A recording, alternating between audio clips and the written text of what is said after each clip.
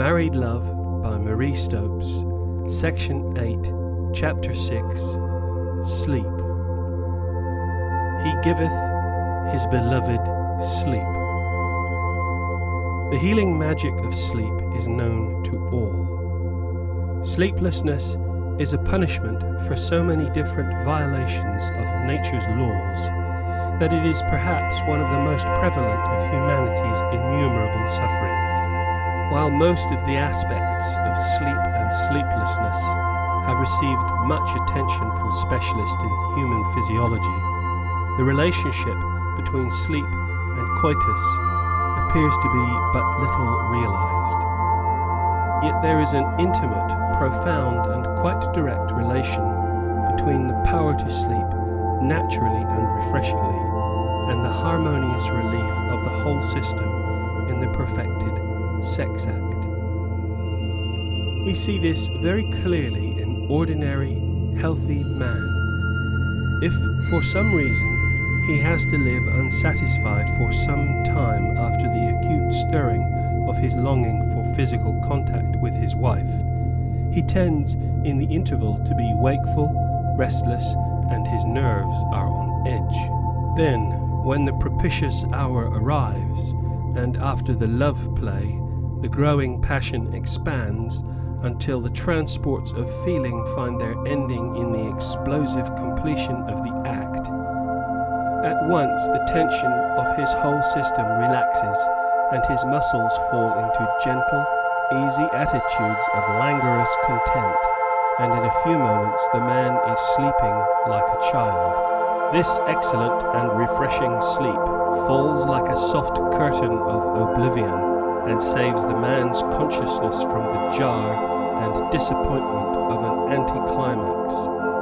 But not only is this sleep a restorative after the strenuous efforts of the transport, it has peculiarly refreshing powers, and many men feel that after such a sleep their whole system seems rejuvenated. But how fare women in this event? When they too have had complete satisfaction, they similarly relax and slumber.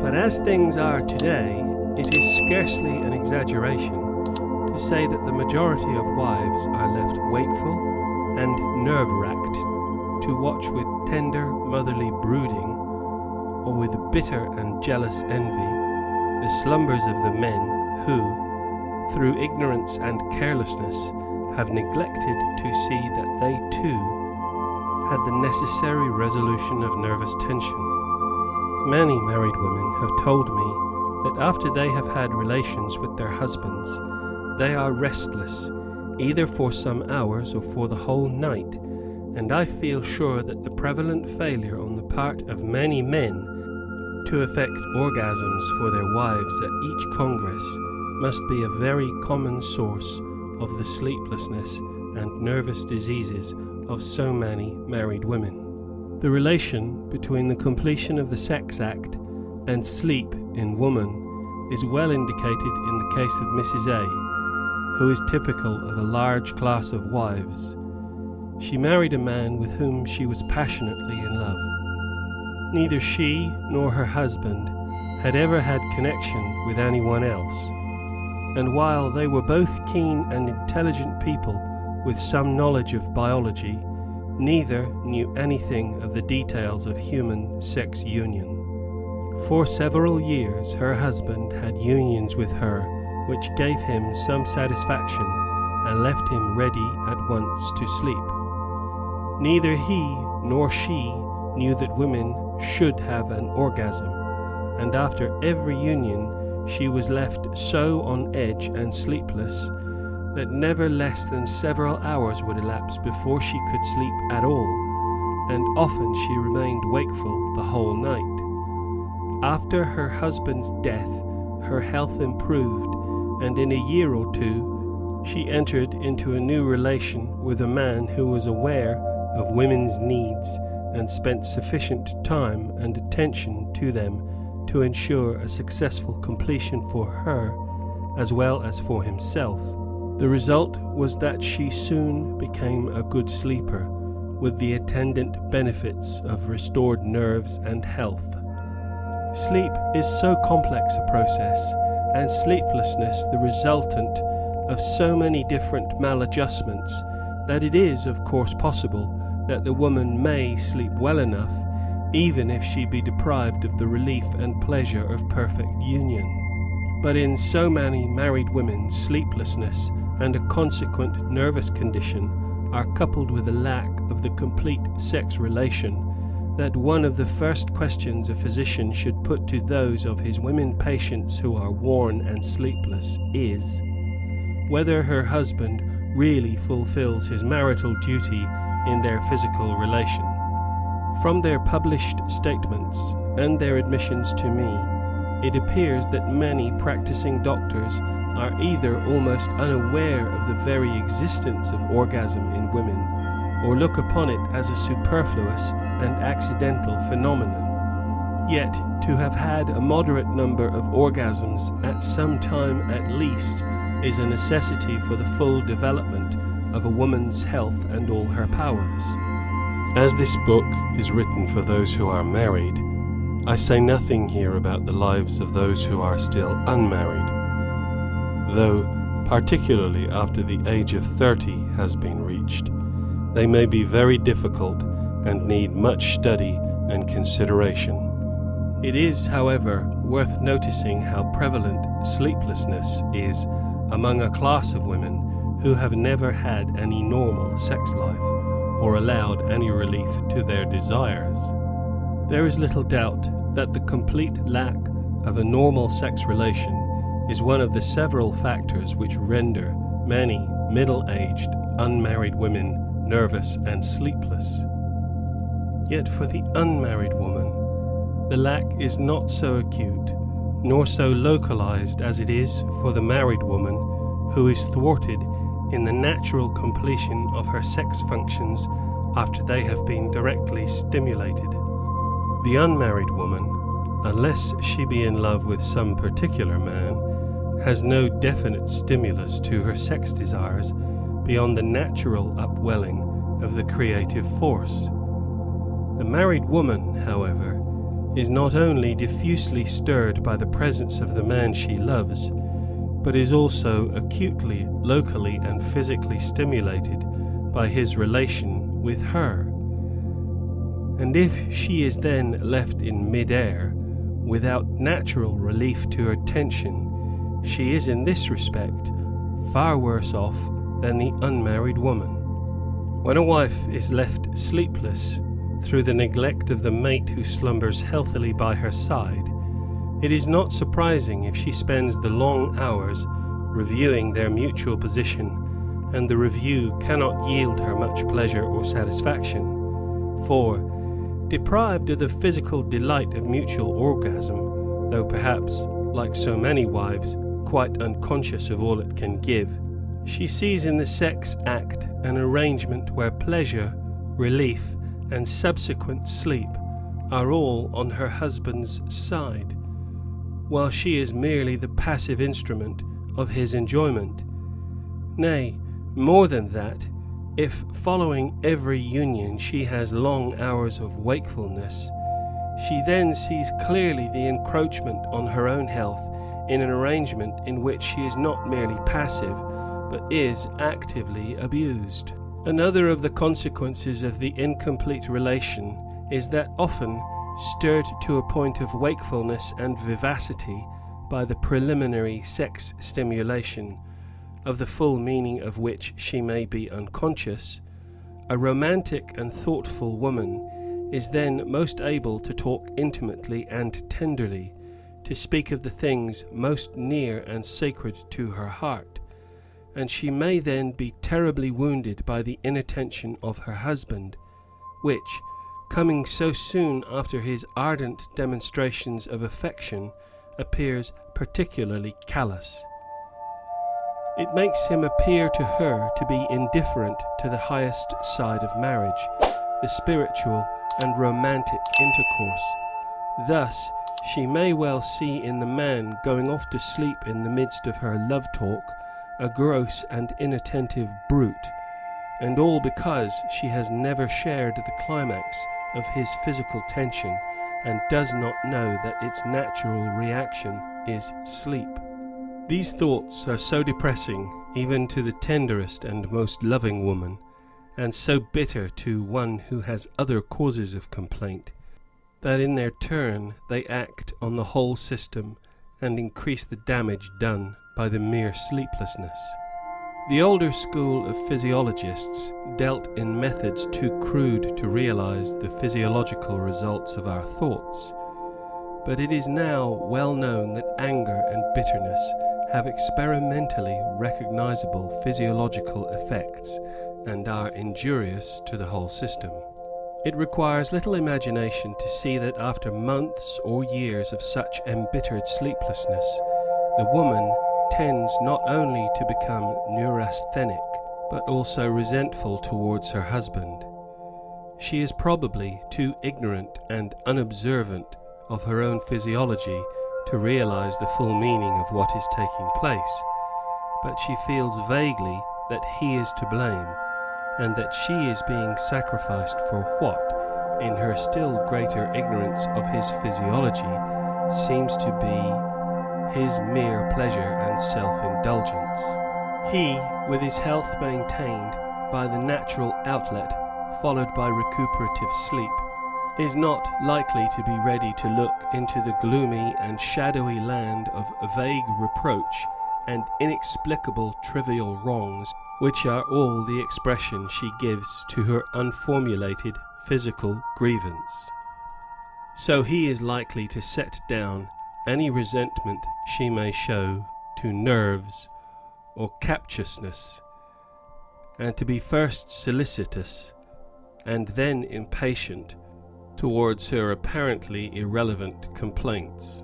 If he is, as many men are, tender and considerate, he may try to remedy matters by restricting to the extreme limit of what is absolutely necessary for him the number of times they come together. Unconsciously, he thus only makes matters worse, for as a general rule he is quite unaware of his wife's rhythm, and does not arrange to coincide with it in his infrequent tender embraces, as he is now probably sleeping in another room and not daring to come for the nightly talks and tenderness which are so sweet a privilege of marriage. Here, as in other ways, his well-meaning but wrongly conceived efforts at restraint only tend to drive the pair still further apart. To make plain the reasonableness of my view regarding sleep, it is necessary to mention some of the immensely profound influences which it is now known that sex exerts, even when not stimulated to its specific use. In those who are deprived of their sex organs, particularly when young, many of the other features and organs of the body develop abnormally or fail to appear. Castrated boys, eunuchs, when grown up, tend to have little or no beard or moustache, or to have high-pitched voices and several other characters which separate them from normal men. The growth of organs and structures so remote from the sex organs as, e.g. the larynx, have been found to be influenced by the chemical stimulus of secretions from the sex organs and their subsidiary glands. These secretions are not passed out through external ducts, but enter the blood system directly. Such secretions passing straight from the ductless glands into the vascular system are of very great importance in almost all our bodily functions. They have recently been much studied, and the general name of hormones given to them by Starling. See Professor Ernest H. Starling's Croonian Lecture to the Royal Society, 1905. The idea that some particular secretions or humours are connected with each of the internal organs of the body is a very ancient one, but we have even yet only the vaguest and most elementary knowledge of a few of the many miracles performed by these subtle chemical substances. Thus we know that the stimulus of food in the stomach sends a chemical substance from one ductless gland in the digestive system, chasing through the blood to another gland which prepares a different digestive secretion further on. We know that the thyroid gland in the neck swells and contracts in very sensitive relation with the sex organs. We know that some chemical secretion from the developing embryo, or the tissue in which it grows, sends its chemical stimulus to the distant mammary glands of the mother. We know that if the ovaries of a girl or the testes of a boy are completely cut out, the far-reaching influences their hormones would have exerted are made evident by the numerous changes in the system and departures from the normal which result from their lack. But we do not know, for physiologists have not yet studied the degree and character of the immense stimulus of sex life and experience on the glands of the sex organs, or how they affect the whole of the human being's life and powers. The Mendelians and the mutationists, who both tend to lay so much, and I think such undue, stress on morphological hereditary factors, seem at present to have the ear of the public more than the physiologists. But it is most important that every grown-up man and woman should know that through the various chemical substances or messengers which Starling called the hormones, there is an extremely rapid, almost immediate effect on the activities of organs in remote parts of the body due to the influences exerted on one or other internal organ. It is therefore clear that any influences exerted on such profoundly important organs as those connected with sex must have far-reaching results in many unexpected fields. What must be taking place in the female system as a result of the completed sex act? It is true that in coitus, woman has but a slight external secretion, and that principally of mucus, but we have no external signs of all the complex processes and reactions going on in digestion and during the production of digestive secretions. When, as is the case in orgasm, we have such intense and apparent nervous, vascular and muscular reactions, it seems inevitable that there must be correspondingly profound internal correlations. Is it conceivable that organs so fundamentally placed, and whose mere existence we know affects the personal characteristics of women, could escape physiological result from the intense preliminary stimulus and acute sensations of an orgasm? To ask this question is surely to answer it. It is to my mind inconceivable that the orgasm in woman, as in man, should not have profound physiological effects. Did we know enough about the subject, many of the nervous breakdowns and neurotic tendencies of the modern woman could be directly traced to the partial stimulation of sexual intercourse without its normal completion, which is so prevalent in modern marriage. This subject and its numerous ramifications are well worth the careful research of the most highly trained physiologists. There is nothing more profound or of more vital moment to modern humanity as a whole than is the understanding of the sex nature and sex needs of men and women. I may point out as a mere suggestion that the man's sex organs give rise to external and also to internal secretions. The former only leave the glands which secrete them as a result of definite stimulus.